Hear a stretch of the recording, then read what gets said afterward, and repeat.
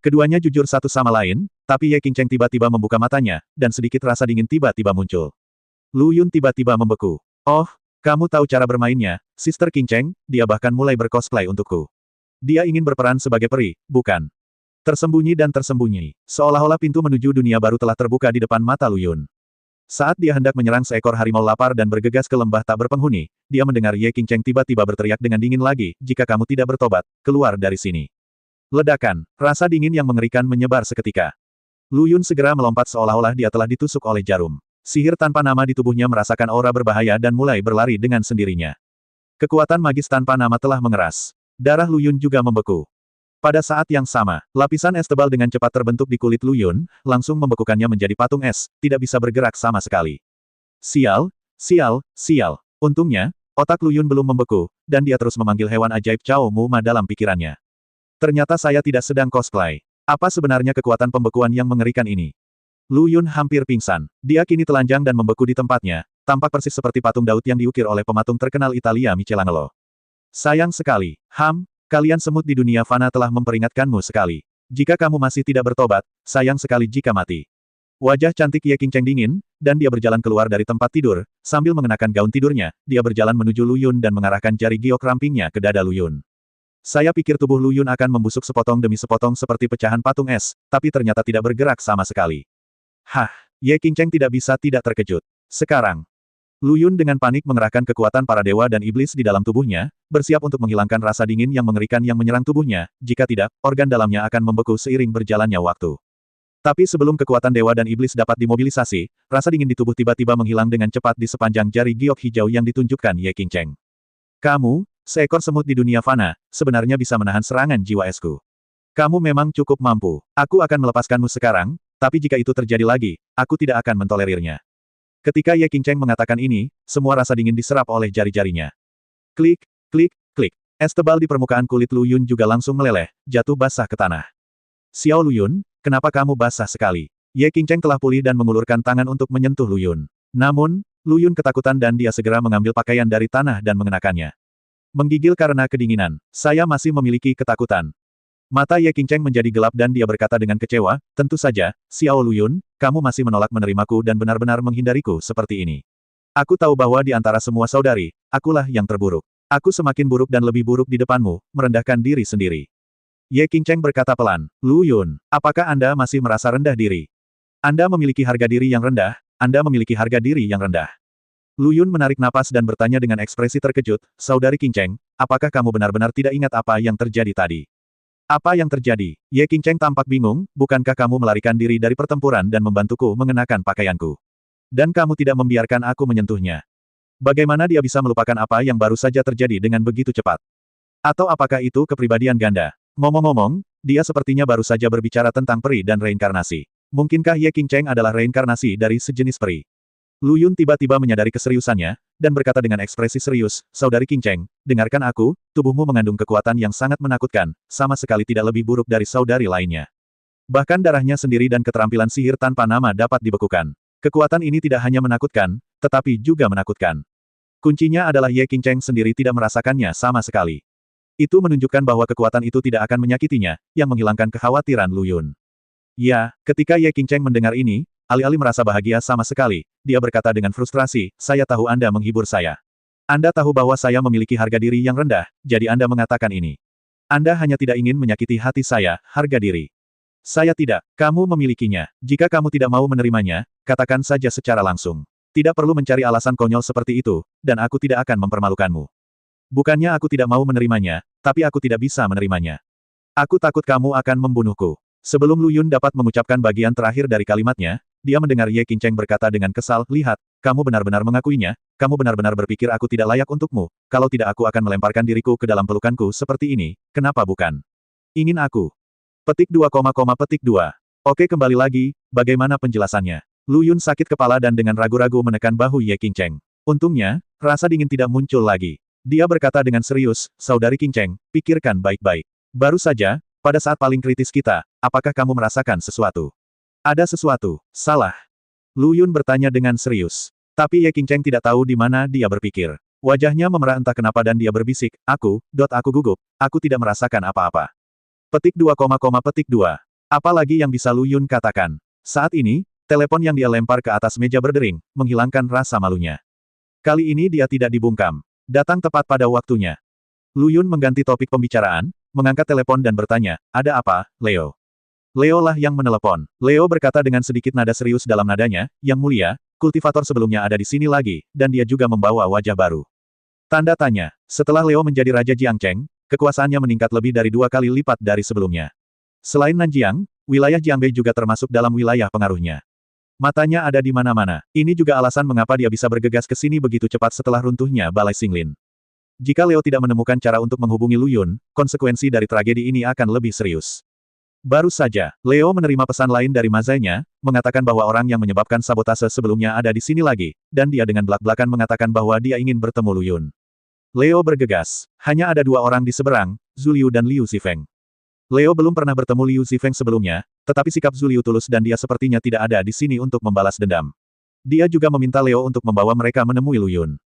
Leo tidak berani membawa orang untuk mengganggu Lu Yun dengan gegabah, jadi dia menelepon terlebih dahulu untuk menanyakan apa maksud Lu Yun. Setelah menerima jawaban tegas dari Lu Yun, Leo berkata kepada Zhu Liu, Yang Mulia berkata, izinkan Anda menunggu di sini sebentar.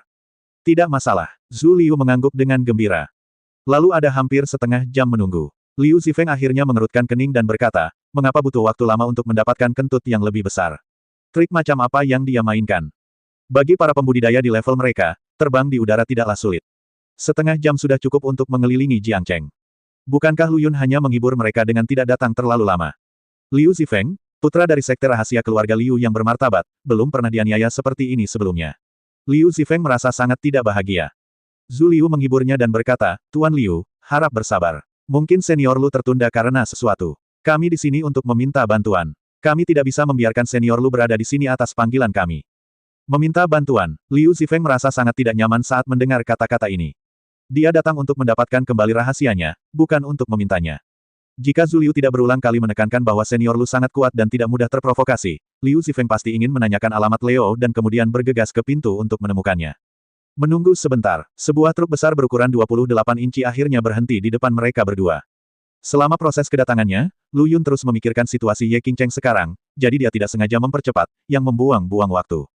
Dan, saat kami baru saja menelepon, Leo mengatakan bahwa orang yang datang kali ini sepertinya tidak memiliki niat jahat. Lu Yun tidak sedang terburu-buru. Saya telah bertemu senior Lu. Melihat Lu Yun tiba, Zhu Liu segera berinisiatif menyambutnya dengan sikap yang sangat hormat. Lu Yun memarkir mobilnya dan bertanya, apa yang kamu inginkan dariku? Senior Lu, ada sesuatu yang ingin aku minta bantuanmu. Ini tas penyimpanan Zhu Gaofeng. Bukankah kamu mengambilnya? Ada sesuatu di dalamnya yang tidak akan banyak membantu kamu. Apakah kamu pikir kamu bisa menunjukkan kebaikanmu? Kembalikan kepada kami. Zhu Liu tidak berani meminta Lu Yun mengembalikan senjata ajaib, ramuan, del ke dalam tas penyimpanan. Dia juga mengatakan yang sebenarnya. Lu Yun bisa menggunakan semua senjata ajaib dan ramuan, tapi dia pasti tidak akan bisa mempraktikkan seni rahasia suksesi darah tanpa kekuatan garis keturunan keluarga Liu, dan tidak ada gunanya menyimpannya. Kecuali dia seperti Zhu Gaofeng dan berisiko menjadi gila karena mempraktikkan versi universal. Kekuatan Lu Yun begitu kuat, mustahil baginya mengambil risiko seperti itu. Zhu Liu dengan tulus meminta Lu Yun mengembalikannya. Jika itu terjadi di masa lalu, Lu Yun pasti akan langsung menyangkalnya. Anda berbicara omong kosong, di mana saya mengambil tas penyimpanan Zhu Gaofeng. Tapi kemudian saya memikirkannya. Sekarang Zhu Liu telah menemukannya dan menunjukkan ekspresi bersemangat, itu berarti dia pasti melihatnya mengambil tas penyimpanan. Jika dia curang, dia tidak tahu masalah apa yang akan dia hadapi di masa depan.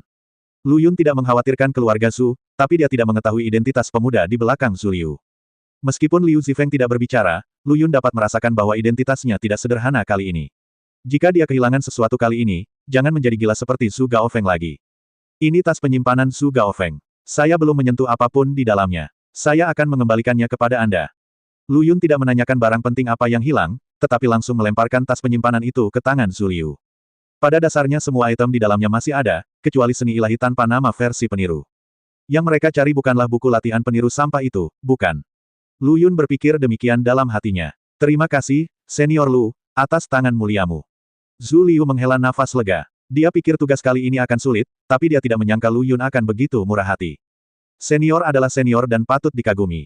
Zhu Liu menyerahkan tas penyimpanan itu kepada Liu Zifeng dan berkata, Tuan Liu, ini tas penyimpanan Zhu Gaofeng. Silakan lihat apakah ada barang di dalamnya.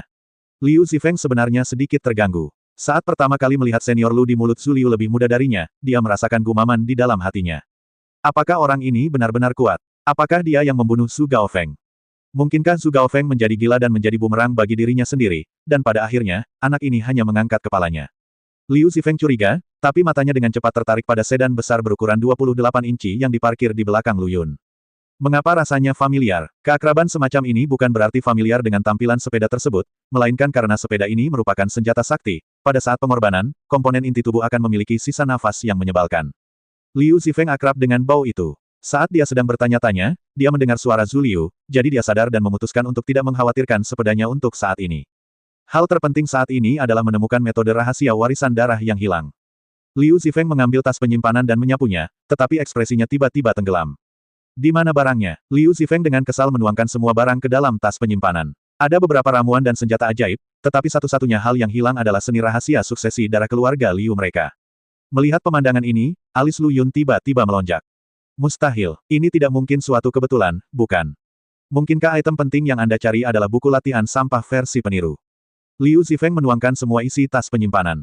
Dia tidak melihat metode rahasia warisan darah keluarga Liu. Matanya tiba-tiba tenggelam dan dia menatap Lu Yundao, di mana barang-barangmu? Tuan Liu, tenanglah, pergilah. Liu Zifeng sudah dalam suasana hati yang sangat kesal, tetapi setelah menunggu begitu lama tetapi dengan hasil seperti itu, dia tidak bisa tetap tenang. Dia mendorong Zhu Liu menjauh dan bertanya pada Lu Yun dengan marah. Lu Yun akhirnya memutuskan bahwa yang akan mereka temukan adalah buku latihan sampah yang dia robek-robek. Tiba-tiba dia menjadi marah. Apakah masih masuk akal untuk meniru? Lu Yun berkata dengan dingin, hanya ada barang-barang ini di tas penyimpanan Su Gaofeng. Saya tidak tahu apa yang Anda cari. Jika Anda bersikeras menjebak saya tidak akan takut. Kedua belah pihak langsung menjadi tegang. Zhu Liu buru-buru meminta maaf dan berkata, Senior Lu bercanda, beraninya kami menjebakmu. Karena kamu bilang kamu tidak menyentuh barang-barang di dalamnya, maka kamu pasti belum menyentuhnya. Saat dia berbicara, dia mengedipkan mata pada Liu Zifeng dan mengingatkan Liu Zifeng untuk tidak memprovokasi Lu Yun, jika tidak, keduanya tidak akan berakhir dengan baik. Liu Zifeng menutup mata dan melangkah menuju Lu Yun. Namun, sasarannya bukanlah Lu Yun, melainkan sepeda di belakang Lu Yun. Setelah melirik ke depan mobil, Liu Zifeng akhirnya tidak bisa menahan amarahnya dan bertanya dengan lantang, dari mana kamu mendapatkan sepeda ini? Begitu Liu Zifeng mengucapkan kata-kata ini, mereka berdua langsung bingung.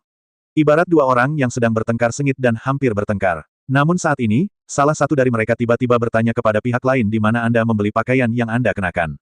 Siapa yang tidak bingung? Tentu saja Lu Yun tidak mungkin menjawab pertanyaan gila ini. Tapi Liu Zifeng mencibir dan berkata, apakah kamu bersalah? Kamu, tikus dari sekte pencuri, telah melakukan segala macam hal licik. Pantas saja kamu begitu berkulit tebal, kamu adalah pelaku kebiasaan. Sekte pencuri. Mata Zhu Liu langsung melebar dan dia menatap Lu Yundao, Senior Lu, apakah kamu dari sekte pencuri surgawi? Lu Yun baru saja memikirkan arti kata-kata Liu Zifeng. Ketika dia mendengar pertanyaan Zhu Liu, dia tidak menyembunyikannya dan berkata terus terang, saya adalah murid sekte Tiandao. Apa masalahnya? Apa masalahnya? Masalahnya sangat besar. Mata Zhu Liu tiba-tiba melebar sedikit, dan dia menunjukkan ekspresi aneh. Dia juga pernah berhubungan dengan orang-orang dari sekte pencuri surgawi. Meskipun mereka semua adalah pencuri yang tidak memiliki hati nurani, ini adalah pertama kalinya dia melihat seseorang dengan penampilan bangga seperti Lu Yun. Haha, akhirnya aku mengakuinya. Kalian pencuri benar-benar semakin agresif. Liu Zifeng mengepalkan tinjunya dengan keras dan menatap Lu Yun dengan ekspresi permusuhan di wajahnya. Lu Yun mengerutkan kening lagi. Dia tidak bodoh. Dari perkataan Liu Zifeng barusan dan ekspresi Zhu Liu, terlihat bahwa sektenya tidak sesederhana yang dia kira. Kembali ke sekte Danyang, Gu Qingsan memiliki ekspresi yang sama ketika dia mendengar dirinya menyebut nama sekte tersebut. Chu Yao sepertinya telah menyebutkan pada dirinya sendiri bahwa orang-orang di luar ini selalu menyebut mereka sekte pencuri anjing menangis. Ayam berkokok, anjing perampok, perampok surgawi.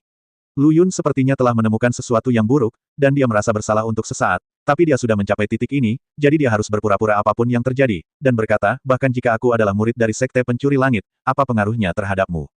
Dengan baik, ekspresi Zhu Liu menjadi lebih aneh, dan dia mengingatkan dengan hati-hati, Senior Lu, Tuan Liu, sebenarnya berasal dari keluarga Liu dari sekte rahasia. Terus, jadi, Zhu Liu terkejut dan menatap Lu Yun dengan heran. Memikirkan usianya, dia tiba-tiba memahami sesuatu dan berkata, Senior Lu, kamu pasti telah ditipu oleh sekte Tianpi, kan? Mendengarkan apa yang kamu katakan, itu benar. Ketika Lu Yun belajar keterampilan dari seorang guru Tao tua, dia tidak tahu bahwa dia memiliki sekte. Chu Yao kemudian memberitahunya tentang hal itu, dan dia salah paham bahwa dia memiliki sekte. Sebuah kesalahan besar. Zhu Liu menarik napas dalam-dalam dan berkata, sebenarnya, saya seharusnya menebak bahwa Senior Lu masih sangat muda. Ketika sekte Tianpi melakukan hal-hal itu, Anda seharusnya belum dilahirkan, atau Anda seharusnya masih muda. Lu Yun semakin bertanya dengan rasa ingin tahu, apa sebenarnya yang dilakukan Sekte Tianpi. Hampir semua sekte di Kunlun telah dilindungi oleh mereka. Dengan kata-kata mereka sendiri, urusan para penggarap tidak disebut mencuri, tetapi disebut peluang. Sekte pencuri terkenal tidak tahu malu. Di antara mereka, yang paling membenci Sekte Pencuri Langit tidak diragukan lagi adalah keluarga Sekte Rahasia. Hampir semua rahasia-rahasia warisan darah keluarga Sekte Rahasia telah dicuri oleh Sekte Pencuri Langit ingin melakukan. Maaf, Senior Lu, saya tidak berniat menyinggung sekte Anda. Saya hanya berpikir bahwa Anda adalah orang yang tidak bersalah dan yang terbaik adalah melepaskan diri dari sekte tersebut sesegera mungkin. Petik 2. Zhu Liu selesai berbicara. Lu Yun memahami segalanya dan mengucapkan selamat tinggal di dalam hatinya. Pantas saja orang-orang tua dan bengkok itu selalu bersembunyi di persembunyian. Ternyata mereka sudah terlalu banyak berbuat jahat dan takut dipukuli. Jadi semua benda menakjubkan di tubuhnya dicuri. Bukan karena orang lain meniru sihir tanpa nama miliknya, tapi dia mencuri semua rahasia warisan darah orang lain, mengintegrasikannya dan memodifikasinya, lalu dia menciptakan sihir tanpa nama yang sangat sombong. Mustahil, benar-benar mustahil. Bahkan jika ini masalahnya, Lu Yun tidak akan mengakuinya. Bagaimana urusan seorang kultivator bisa disebut mencuri? Ini jelas merupakan kesempatannya, bukan? Lu Yun dengan cepat meyakinkan dirinya sendiri. Liu Zifeng mencibir dan berkata, tahukah Anda bagaimana saya menyimpulkan bahwa Anda adalah pencuri dari Sekte Tianpi? Hanya karena sepeda Anda pada awalnya adalah senjata ajaib yang disempurnakan oleh kakek saya. Saya pernah mendengar kakek saya berkata bahwa sepeda mobilitas favoritnya dan dibuat dengan susah payah dicuri oleh lelaki tua bernama Tian Suzi itu, dan dia pernah mengendarainya dengan cara yang angkuh di Kunlun. Tak perlu dipungkiri lagi, terdapat pola di bagian depan sepeda ini, yang merupakan bukti terbaik, karena itulah pola ikonik sekte rahasia keluarga Liu kami. Petik 2. Tanda tanya, Liu Zifeng berkata sambil menunjukkan pergelangan tangannya. Ada pola yang mencolok di pergelangan tangannya, yang kebetulan cocok dengan pola di sepeda. Sepertinya dia ingin menggunakan bukti ini untuk menyalip Lu Yun, anggota sekte Tianpi yang tidak tahu malu. Semuanya sangat masuk akal. Awalnya, membuat senjata ajaib agar terlihat seperti sepeda adalah hal yang sangat aneh. Kakek Liu Zifeng sungguh aneh. Preferensi unik. Diperkirakan hanya dia yang bisa melakukan operasi menawan tersebut. Jadi ketika Liu Zifeng menyadari bahwa sepeda adalah senjata ajaib, dia menjadi curiga. Ketika saya berjalan mendekat dan melihat-lihat, saya melihat pola tanda tangan keluarga Liu memang terukir di bagian depan mobil. Sebenarnya bodi sepeda ini sudah dicat ulang, namun area bermotif di bagian depan sepeda menjadi salah satu bagian inti ritualnya. Bahannya istimewa dan tidak akan berkarat. Lu Yun mengabaikannya. Siapa yang tahu bahwa Liu Zifeng benar-benar telah menangkap buktinya? Tapi apakah ini ada hubungannya dengan Lu Yun? Memang benar dia membeli batangan besar berukuran 28 inci ini dari kota antik dengan uang. Dia tidak tahu sebelumnya bahwa Tian Suzi telah mencurinya dari keluarga Liu. Tidak ada perantara yang membuat perbedaan. Mungkin saya bisa menghemat $100. Lu Yun tidak mau repot-repot menjelaskan terlalu banyak, dan tiba-tiba bersikap sombong dan berkata, kami, sekte pencuri, baru saja mencuri dan merampok, jadi kamu bisa memberitahuku apa yang harus kulakukan. Wajah Liu Zifeng dan Zhu Liu tercengang pada saat bersamaan. Sangat percaya diri. Di masa lalu, para anggota sekte pencuri surgawi, meskipun mereka melakukan beberapa hal tercela sepanjang hari, biasanya menggunakan kesempatan sebagai alasan dan menolak mengakui pencurian mereka. Lu Yun ini sangat baik, dia benar-benar berbicara tentang mencuri dan merampok dengan sangat percaya diri, dan juga bertindak seolah-olah kamu bisa melakukan apa saja padaku. Siapa yang tidak marah ketika menghadapi situasi seperti ini? Liu Zifeng hampir meledak amarahnya, dan dia mendengus dengan marah, kalian sekelompok tikus mati yang belum diperbaiki selama lebih dari 20 tahun, dan sekarang kamu begitu sombong. Dalam 20 tahun terakhir sejak sekte rahasia disegel, meskipun tidak ada pelecehan dari sekte pencuri surgawi, setiap kali sekte ini disebutkan, semua orang di sekte rahasia akan mengertakkan gigi karena kebencian. Liu Zifeng telah terpengaruh olehnya sejak dia masih kecil. Dia tidak pernah bertarung melawan siapapun dari sekte pencuri surgawi, tetapi dia mengetahui dari para tetua bahwa tikus dari sekte pencuri surgawi ini sangat menjijikkan, mereka mencuri barang dan melarikan diri, dan mereka tidak pernah menghadapi siapapun secara langsung. Jadi ketika Liu Zifeng melihat Lu Yun begitu sombong, dia sedikit terkejut. Ini berbeda dari apa yang dia dengar. Tapi bagaimanapun juga, bagaimana dia, tuan muda yang bermartabat dari keluarga Liu, bisa menelan bau mulut ini. Tiba-tiba dia berkata dengan tatapan sinis, saya ingin melihat hari ini, apakah Anda benar-benar memiliki kekuatan untuk membunuh Zhu Gaofeng, atau apakah kamu hanya mengandalkan keberuntungan? Lu Yun mengangkat alisnya dengan nada menghina dan berkata, kalau begitu biarkan kekuatanmu berbicara sendiri. Sehat, melihat pemandangan ini, Zhu Liu hanya bisa menghela nafas tak berdaya.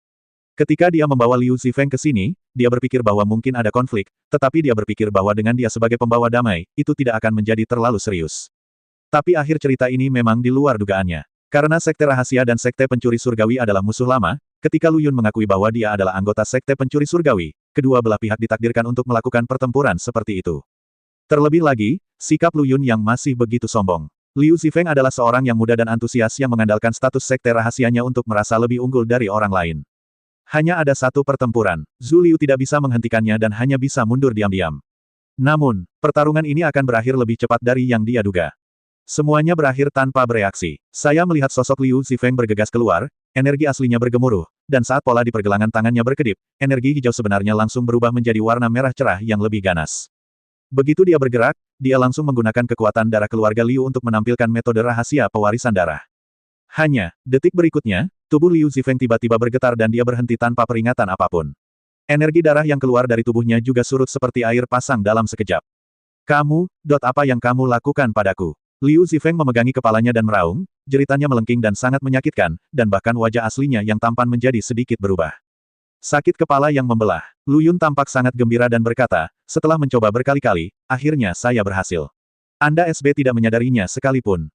Lu Yun memiliki metode di masa lalu. Selama dia mendapatkan darah orang lain, dia bisa melakukan mantra hidup atau mati tertentu, tetapi teknik ini hanya untuk orang biasa dan praktisi seni bela diri. Teknik ini menjadi tidak efektif sejak berhubungan dengan praktisi. Sekalipun mengendalikan esensi dan darah lawan, itu hanya dapat membuat level budidaya lawan anjlok, namun jauh dari level menghancurkan jiwa lawan. Tapi segalanya berbeda sekarang. Jiwa ilahi yang terkondensasi dari lautan jiwa Lu Yun tampaknya dirancang khusus untuk menangani para kultivator.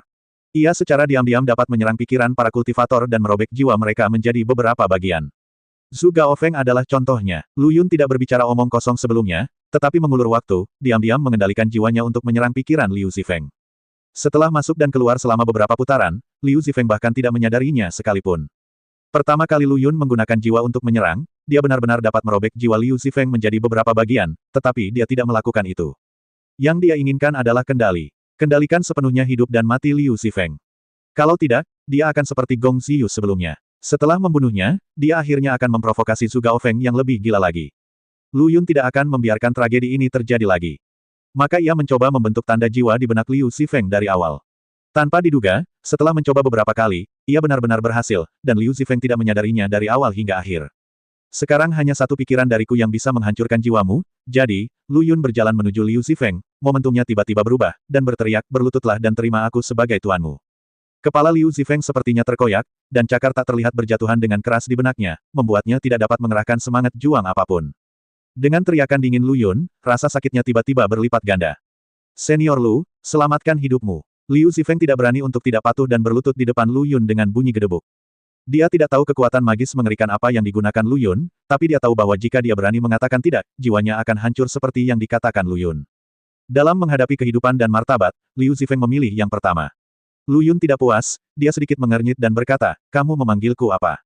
Tubuh Liu Zifeng gemetar, dan dia akhirnya mengertakkan gigi dan berkata, Tuan. Itu benar, lihat, dalam menghadapi hidup dan mati, seberapa besar nilai martabat. Bahkan jika kalian anggota keluarga Liu mengetahui hal ini, mereka pasti tidak akan menyalahkanmu. Saya tidak tahu apakah Lu Yun serius atau mengejek. Bagaimanapun, Liu Zifeng tidak punya wajah untuk menceritakan masalah ini kepada siapapun. Keluarga Liu telah disegel selama lebih dari 20 tahun. Nama Liu Zifeng tidak terlihat oleh publik. Yang diinginkan keluarga Liu adalah membiarkan Liu Zifeng lebih sering keluar dan berjalan-jalan setelah dia keluar dari segel. Liu Zifeng juga sangat percaya diri. Ketika dia berada di keluarga Liu, dia adalah pemimpin di kalangan generasi muda, dan dia yakin bahwa dia akan menjadi terkenal di Kunlun dalam waktu singkat. Namun, keberuntungan mempermainkan orang. Sebelum Liu Zifeng bisa memamerkan ambisi besarnya, dia pergi menemui pria bangsawan, dan lututnya sia-sia. Jika masalah ini menyebar, bukan hanya Liu Zifeng yang mengolok-oloknya, tetapi seluruh sekte rahasia keluarga Liu. Jadi, Anda tidak boleh memberitahu orang lain tentang hal ini. Liu Zifeng berlutut di tanah, tetapi matanya menyapu sekelilingnya. Itu hanya orang biasa yang menyaksikan kegembiraan itu. Mereka tidak tahu identitasnya, jadi memalukan untuk merasa malu. Zhu Liu berbeda. Zhu Liu adalah anggota keluarga Zhu dari Akademi Yunsan. Jika dia tidak tegas dalam perkataannya, saya yakin tidak akan lama lagi Liu Zifeng akan menjadi bahan tertawaan seluruh Kunlun. Liu Zifeng menunduk, tapi cahaya dingin penuh niat membunuh melintas di matanya. Dia memutuskan untuk mencari kesempatan untuk membungkam Zhu Liu. Tetapi begitu pikiran jahat ini muncul, rasa sakit yang lebih mengerikan dari sebelumnya muncul di benaknya, dan otaknya sepertinya mendidih. Lu Yun melirik Liu Zifeng dengan tidak senang dan berkata, meskipun saya tidak tahu secara spesifik apa yang Anda pikirkan, saya dapat mendeteksinya selama Anda berpikir salah. Apakah Anda diam-diam memarahi saya di dalam hati? Ekspresi Liu Zifeng tiba-tiba berubah, dan dia berkata dengan wajah sedih, kamu dianiaya, Senior Lu. Kamu memanggilku apa? Ini tidak adil, Tuan. Liu Zifeng dilatih untuk tidak mudah marah sama sekali. Lu Yun kemudian menyerah. Pada saat ini, Zhu Liu, yang sedang menyaksikan pertempuran dari samping, akhirnya menutup mulutnya yang terbuka dengan keras karena syok, berjalan dengan hati-hati dan bertanya, Senior Lu. Lu, kekuatan magis macam apa yang baru saja kamu lakukan? Menampilkan. Dia memikirkan kematian Zhu Gaofeng, yang juga tidak bisa dijelaskan. Dia tidak bertanya terakhir kali. Kali ini aku tidak dapat menahannya lagi. Lu Yun memandangnya sambil bercanda dan berkata, kamu ingin tahu? Zhu Liu tiba-tiba tampak ngeri dan tergagap, tidak. Saya tidak bermaksud menyinggung senior, mohon maafkan saya, Senior Lu. Setiap kultivator memiliki metode rahasianya sendiri. Karena ini adalah metode rahasia, tentu saja tidak mungkin untuk membocorkannya begitu saja. Terutama para kultivator yang kuat, yang paling mereka benci adalah ditanya pertanyaan sensitif seperti itu. Zhu Liu melakukan kesalahan dan segera meminta maaf. Tapi dia benar-benar salah memahami maksud Lu Yun. Lu Yun tersenyum dan berkata, jangan takut. Saya sangat mudah diajak bicara dan sangat murah hati. Karena Anda penasaran, tidak masalah jika saya memberi tahu Anda. Sungguh, mata Zhu Liu membelalak tak percaya, lalu dia berkata dengan gembira, Senior Lu, tolong hilangkan kebingungan ini. Sebenarnya itu hanya kekuatan jiwa, bukan masalah besar. Lu Yun berkata dengan tenang. Tiba-tiba tubuh Zhu Liu bergetar, matanya semakin melebar. Itu seperti yang diharapkan. Dia juga telah melihat beberapa deskripsi tentang kekuatan jiwa di peta pelatihan, mengatakan bahwa itu dapat membunuh orang yang tidak terlihat. Terakhir kali dia melihat kematian aneh Zhu Gaofeng, Zhu Liu punya tebakan kasar. Tapi saat itu dia menganggapnya konyol. Jiwa ketuhanan tidak dapat dipadatkan oleh para kultivator biasa. Mereka setidaknya harus mencapai tahap transformasi dewa untuk mendapatkan kondisi untuk memadatkan jiwa ketuhanan. Lu Yun baru dalam tahap inti emas, bagaimana dia bisa melakukannya? Jadi Zhu Liu menganggap ide ini terlalu gila pada awalnya. Lu Yun pasti menggunakan metode serangan lain dengan kecepatan yang sangat cepat untuk membunuh Zhu Gaofeng. Sampai saat ini, ketika Zhu Liu mendengar Lu Yun berkata bahwa selama dia berpikir sedikit, jiwa Liu Zifeng bisa hancur, keterkejutan di hati Zhu Liu muncul kembali. Ini benar-benar kekuatan jiwa. Kuncinya adalah Lu Yun sebenarnya mengatakan itu bukan masalah besar. Zhu Liu benar-benar tidak tahu bagaimana mengekspresikan emosinya saat ini, jadi dia hanya bisa menatap Lu Yun dengan tatapan yang rumit. Tentu saja, dia ingin bertanya lagi kepada Lu Yun bagaimana dia memadatkan kekuatan jiwa, tetapi sifat dari pertanyaan ini menjadi sangat serius. Lu Yun pasti tidak akan menjawab dan akan merasa tersinggung. Jadi betapapun penasarannya Zhu Liu, dia hanya bisa menekan rasa penasarannya. Pada saat ini, Lu Yun tiba-tiba berkata, saya dapat membiarkan Anda merasakan kekuatan jiwa, dan saya juga dapat menunjukkan kepada Anda bagaimana saya mengendalikan Liu Zifeng. Terima kasih, Senior Lu, atas nasihatmu. Zhu Liu belum menyadari keseriusan masalah ini, jadi dia berkata dengan penuh rasa terima kasih. Lu Yun meliriknya dengan tatapan aneh, lalu berkata dengan serius, tutup matamu dan rasakan baik-baik. Mungkin kamu akan mendapatkan pencerahan yang mendalam dan memadatkan jiwamu. Pinjamkan aku nasihat bagus dari seniorku. Kemudian, Lu Yun dengan mudah membentuk tanda jiwa di benak Zhu Liu, dan bertanya sambil berpikir, bagaimana perasaanmu? Zhu Liu memikirkannya secara mendalam dan berkata, ini sangat aneh, tetapi saya tidak tahu apa yang aneh. Tidak apa-apa jika kamu tidak bisa menjelaskannya. Ini membutuhkan bakat. Jika kamu bisa memahaminya dengan mudah, mengapa kamu membutuhkan seorang jenius seperti aku? Senior Lu benar, Zhu telah mendapat pelajaran. Zhu Liu berhenti sejenak dan kemudian berkata, Senior Lu, bisakah kamu mengambil kembali kekuatan jiwamu sekarang? Aku sudah selesai merasakannya. Oh, aku lupa memberitahumu bahwa aku tidak terlalu ahli dalam mengendalikan kekuatan jiwa. Aku hanya bisa membentuk segel tapi tidak bisa menghancurkannya. Petik 2, petik 2.